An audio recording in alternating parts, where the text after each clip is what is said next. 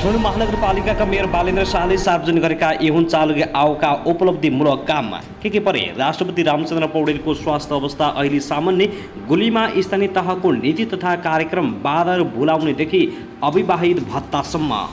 नेपाल एयरलाइन्सका 2वटा पाइलटलाई निलम्बन, ललितपुरबाट 15 वर्षीय बालिका 5 दिनदेखि बेपत्ता। गल्छी दुर्घटना अपडेट, 1 जनाको मृत्यु, 19 जना घाइते। धादिङमा भारतीय नम्बरको बस दुर्घटनामा खोलाले बगाउँदा 1 किशोरीको ज्यान गयो। लमजुङको भयल खर्क केन्द्रबिन्दु भएर भूकम्प, के कति क्षति भयो यसबारेमा जानकारी। माछा मार्ने क्रममा खोलामा डुबेर 2 जनाको मृत्यु। ओखलढुङ्गाको चम्पादेवी गाउँपालिकामा पहिरो, एकै परिवारका 4 जनाको ज्यान गयो। प्रमुख बालीको समर्थन सिजन पूर्व तोकिने प्रधानमन्त्री प्रचण्डको भनाई। सरकारलाई अमरेश कुमारको प्रश्न, निजगढमा विमानस्थल बनाएर भैँसी चराउने हो। प्रधानमन्त्रीले नागरिकता विधेयक फिर्ता लिनुपर्छ। प्रेम सुलवाल, सिमानाको सुरक्षाका लागि सरकार संवेदनशील रहेको प्रचण्डको दावी। प्रतिनिधि सभामा नेकपा एमालेको अवरोध, बैठक 15 मिनट स्थगित भएर पुनः सञ्चालन। डोजर चालक आफै इन्जिनियर बनेर सडक खन्दा पहिरोको जोखिम बढेको रामहदी खतिवडाको भनाई। निजगढ अन्तर्राष्ट्रिय विमानस्थलको साइट क्लियरको काम अगाडि आर्थिक वर्षभित्र सक्छौं, प्रधानमन्त्री दाहाल। उच्च अदालतको आदेशलाई चुनौती दिँदै बालेन्द्र शाहले एकपछि अर्को कदम चाले।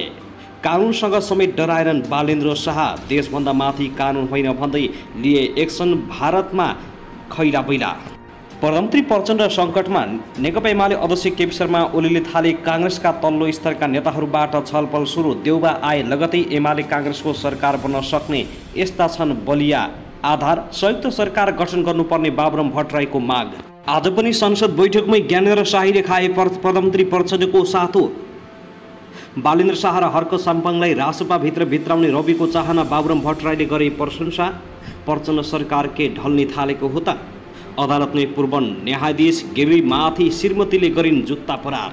आदिपुरुष बाहेक हिन्दी फिल्म आजदेखि देशभर चलाउने सङ्घको निर्णय। बालेन्द्र शाहको इस्टर्नलाई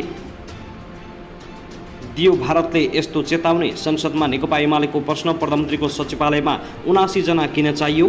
र बाढी पहिरोको उच्च जोखिम, यी क्षेत्रमा सतर्कता अपनाउन आग्रह।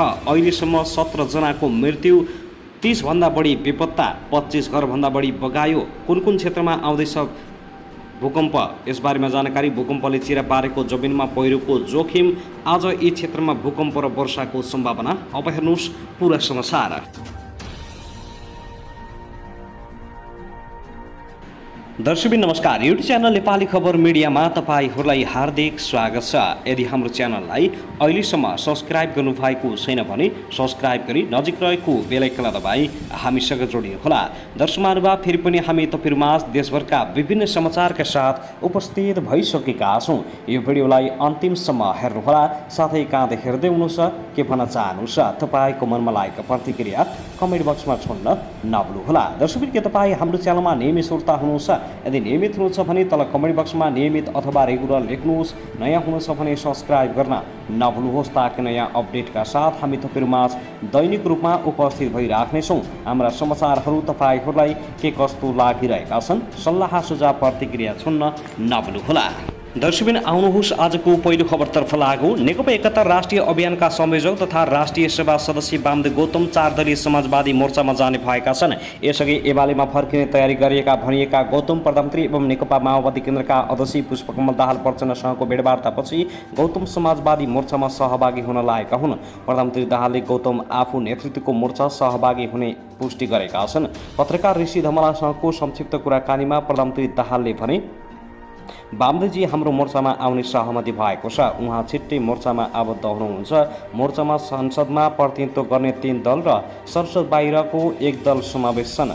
नेकपा माओवादी केन्द्र, जनता समाजवादी पार्टी, नेकपा एकीकृत समाजवादी र विप्लवको नेतृत्व गरेको नेकपा छन्। मोर्चाको नेतृत्व भने आलो पालो गर्ने सहमति बनेको छ। यसअघि गौतम एमालेले 70 वर्षीय उमेर हटाएको कारण एमालेमा जान तयार थिए। उनले एमालेमा अध्यक्ष केपी शर्मा ओली पछिको वरियता मागेका थिए, तर एमाले नेताहरूले गौतमलाई दोस्रो वरियत दिन नसकिने जवाब दिएपछि उनी फेरि यता लागेका हुन्। त्यसपछि उनी यता प्रचण्ड नेतृत्वको समाजवादी मोर्चामा आबद्ध हुन लागेका छन्। त्यसैगरी आउनुहोस् अब अर्को खबरतर्फ लागौँ। नेपाल नागरिक उडान प्राधिकरण क्यालले र क्यानले नेपाल एयरलाइन्सका 2 पाइलटलाई निलम्बन गरेको छ। काठमाडौँ नागरिकता उडानका क्रममा उडान सुरक्षित नियम उल्लङ्घन गरेको पाइएकाले उनीहरूलाई उडान सेवाबाट निलम्बन गरिएको नागरिक उडान प्राधिकरणका प्रवक्ता जगन्नाथ निरौलाले जानकारी दिए। उनका अनुसार निलम्बनमा परेका पाइलटले A330 मापदण्ड अपरेटिङ प्रोसिड्युर पालना नगरेकाले निलम्बन गरिएको हो। प्राधिकरणले अर्को सूचना जारी नभएसम्मका लागि उडान सेवाबाट निलम्बन गरेको बताए पनि निलम्बनमा परेका 2 पाइलट को हुन् भन्ने खुलाएको छैन।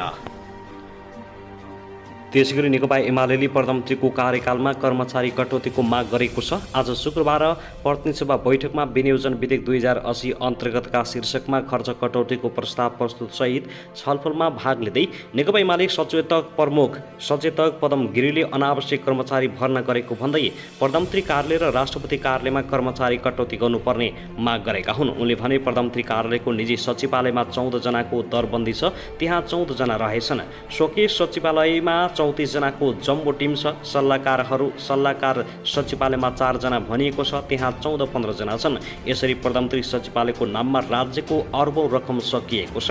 नेकपा एमाले सांसद गिरीले चाहिने भन्दा बढी सेवा सुविधा दिएर राष्ट्रपति कार्यालयमा पनि कर्मचारी नियुक्त गरेको भन्दै आपत्ति जनाएका छन्।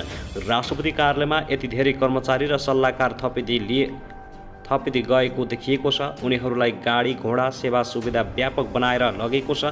उनले भने त्यो कार्यकारी कार्यालय हो कि कस्तो अवस्थाको कार्यालय हो। उनले सरकार मौज बस्तीमा डुबिरहेको आरोप समेत लगाएका छन्। बेरोजगारीलाई अन्त्य कसरी गर्ने, अर्थतन्त्रलाई कसरी लयमा फर्काउनेमा सरकारको ध्यान पटक्कै छैन।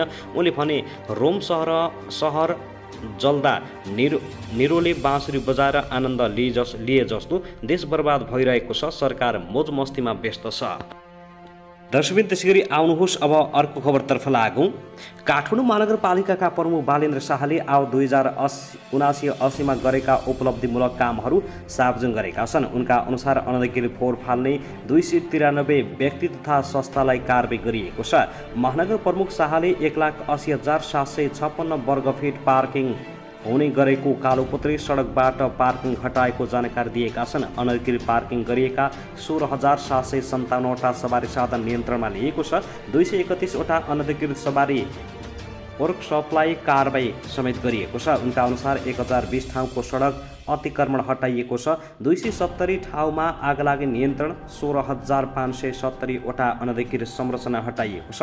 18,983 वटा अनधिकृत होर्डिङ बोर्ड र परिचय पार्टी विस्थापन गरिएको उनले जानकारी दिए। 95,538 वर्गफिट अन्य प्रयोजनमा भएको भूमिगत क्षेत्रलाई पार्किङमा रूपान्तरण गरिएको छ। ट्राफिकको रिपोर्टको आधारमा यही कडाइको कारणले गर्दा काठमाडौँको ट्राफिक 5 मिनेट चाँडो भएको महानगर प्रमुख बालेन्द्र शाहले दावी गरेका छन्। उनले भनेका छन्, धन्यवाद सबैजनालाई यो अभियानमा साथ दिनु भएकोमा। साथै आउनुहोस् अर्को दुःखद खबरतर्फ लागौँ। ओखलढुङ्गाको चम्पादेवी गाउँपालिका वडा नम्बर 8मा गैराती पहिरो जाँदा 4 जनाको मृत्यु भएको छ। गाउँपालिकाको वडा नम्बर 8 स्थित जनजाति बस्ती गुरुङ बस्तीमा बिहिबार राति 11 बजे पहिरो जाँदा एकै घरका 4 जनाको मृत्यु भएको वडाध्यक्ष खड्कबहादुर बरालले जानकारी दिए।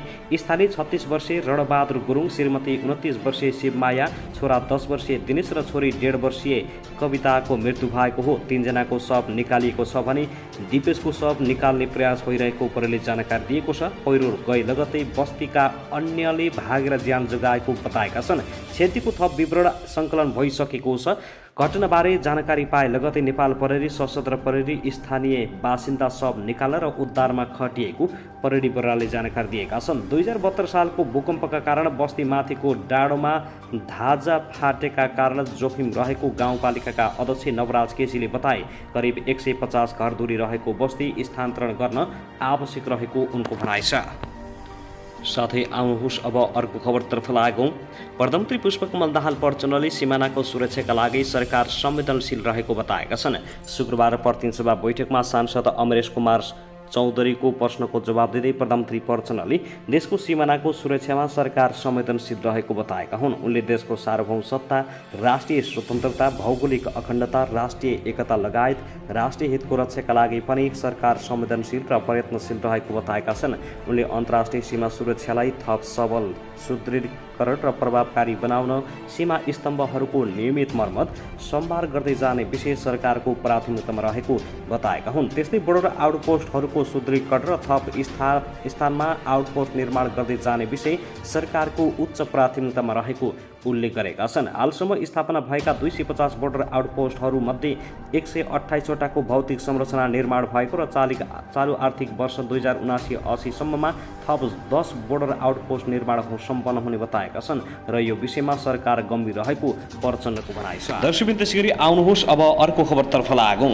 काठमाडौँ महानगरपालिकाका प्रमुख बालेन्द्र शाहले चालु आवमा 123 रोपनी सार्वजनिक जग्गा संरक्षण गरेको बताएका छन्। उनले सामाजिक सञ्जाल मार्फत घोषणा पत्रमा सार्वजनिक जग्गा संरक्षण गर्ने उल्लेख भए अनुसार काम गर्दै आएको बताएका हुन्। घोषणा पत्रमा नयाँ बस पार्क निर्माण, स्मार्ट सडक बत्ती जडान, फुटपाथ निर्माण लगायतका काम गर्ने उल्लेख गरेका थियौँ। हामी यस पालिकाभित्र बस्ने आम मतदाताहरूको हितमा काम गर्दै आइरहेको यहाँहरूलाई यथावत नै छ।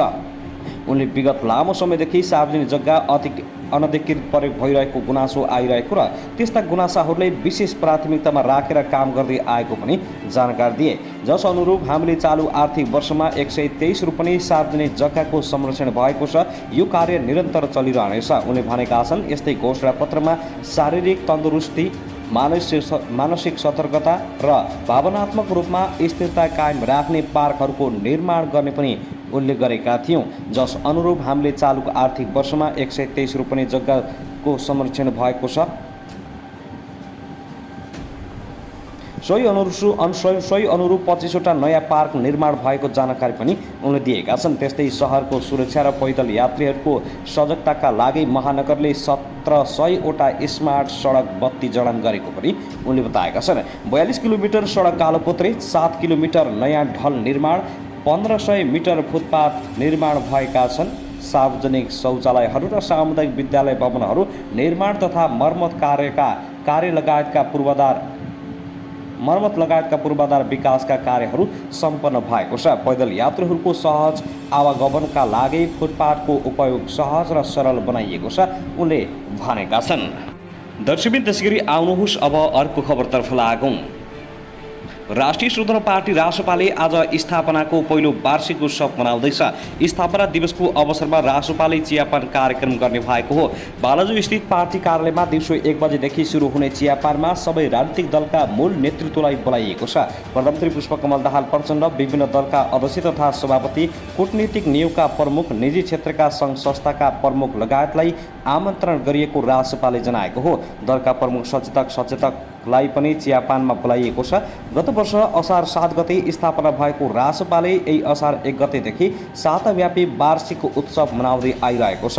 यो अवधिमा रासपाले वृक्षारोपण, देशैभरि ओडा भेला र ओडा समिति गठन, सामुदायिक स्कुल तथा अस्पताल सरसफाई, रक्तदान आदि कार्यक्रम गरेको छ। साताव्यापी कार्यक्रमको अन्तिम दिन आज चियापानको आयोजना गरेको हो। रवि लामिछानेको नेतृत्वमा स्थापना भएको रासपाले 1 वर्ष नबित्दै प्रतिनिधि सभामा 21 सिटसहित दरिलो उपस्थित जनाएको छ। त्यसैगरी आउनुहोस् अब अर्को खबरतर्फ लागौँ।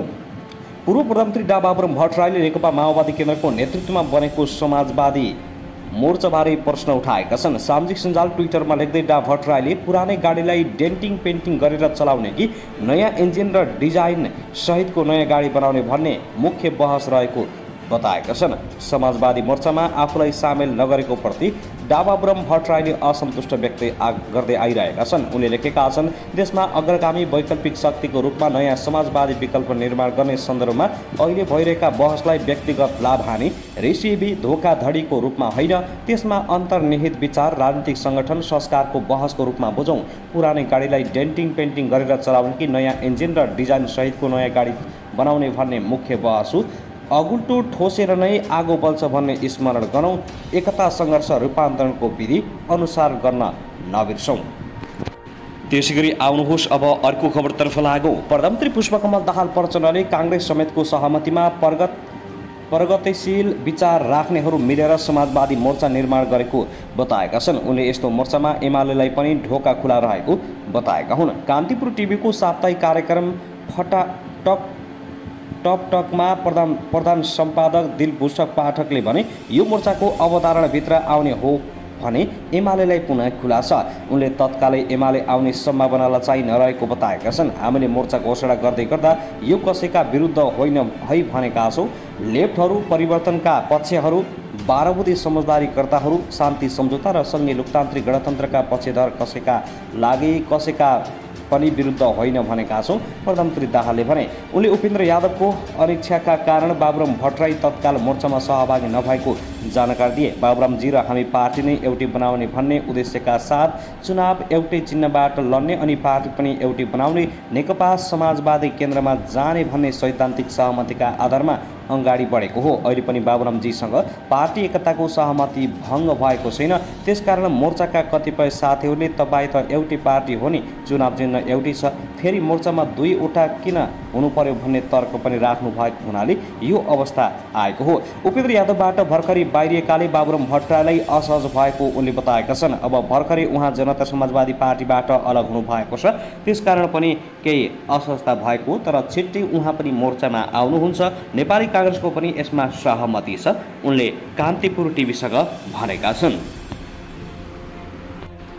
त्यसैगरी आउनुहोस् अब अर्को खबरतर्फ लागौ। राष्ट्रिय परीक्षा बोर्डले माध्यमिक शिक्षा परीक्षा एसई असार तेस्रो साताभित्र प्रकाशित गर्ने तयारी गरेको छ। परीक्षा बोर्ड परीक्षा नियन्त्रण कार्यालय कक्षा 10 का परीक्षक नियन्त्रक विष्णुनारायण श्रेष्ठले असार तेस्रो साताभित्र नतिजा प्रकाशित गर्ने तयारीका साथ काम भइरहेको जानकारी दिए। उनले भने अहिले नतिजा भेरिफाई भइरहेको छ। यही असार तेस्रो साताभित्र नतिजा प्रकाशन गर्ने हाम्रो तयारी छ। 2079 सालको एसई परीक्षा गत चैत्र 17 गते शुक्रबारदेखि 29 गतेसम्म सञ्चालनमा भएको थियो। परीक्षा बिहान 8 बजेदेखि 11 बजेसम्म भएको हो। परीक्षा बोर्डका अनुसार एसई परीक्षामा 5,16,591 जना विद्यार्थीहरू सहभागी भएका छन्। एसई परीक्षाका लागि देशभर 2037 परीक्षा केन्द्र तोकिएको थियो। परीक्षामा केन्द्राध्यक्ष, सहायक केन्द्राध्यक्ष, निरीक्षक, परीक्षा सहायक, सुरक्षाकर्मी, परिचालन सहयोगी गरी करिब 78,000 जनशक्ति खटिएका थिए। तर परीक्षा भएको पहिलो दिनमै प्रश्नपत्र बाहिरिएको थियो। उक्त प्रश्नपत्र सामाजिक सञ्जालमा भाइरल भएको थियो। बाराको आदर्श कोतवाल गाउँपालिकामा पर्ने महेन्द्र आदर्श जयनगर चिउटाहा माध्यमिक विद्यालयमा रहेको परीक्षा केन्द्रबाट प्रश्नपत्र फेसबुकबाट आउट भएको थियो। गाउँपालिका प्रशासनका शाखा अधिकृत सुनिल थापाका अनुसार परीक्षा सुरु भएको 15 मिनटमै अङ्ग्रेजी विषयको परीक्षा प्रश्न आउट भएको पाइएपछि प्रश्नपत्र आउट गर्ने छात्रको परीक्षा समेत रद्द गरिएको थियो। धनुषाको औरई गाउँपालिका स्थित मावि चक्कर परीक्षा केन्द्रमा अङ्ग्रेजी विषयको सट्टा नेपाली विषयको प्रश्नपत्र पुगेपछि झन्डै 1 घण्टा ढिलो एसई परीक्षा सुरु भएको थियो। दर्शकहरुमा त्यसैगरी राष्ट्रिय परीक्षा बोर्ड परीक्षा नियन्त्रक कार्यालय कक्षा 10 ले एसईको नतिजा सार्वजनिक गर्न चाहने सङ्घ संस्थासँग आवेदन माग गरेको छ। बोर्डले बुधबार एसएमएस आइभीआर र वेबसाइटबाट नतिजा सार्वजनिक गर्न इच्छुक संस्थाहरूलाई असार 12 गतेभित्र आवेदन दिन भन्दै सार्वजनिक सूचना जारी गरेको छ।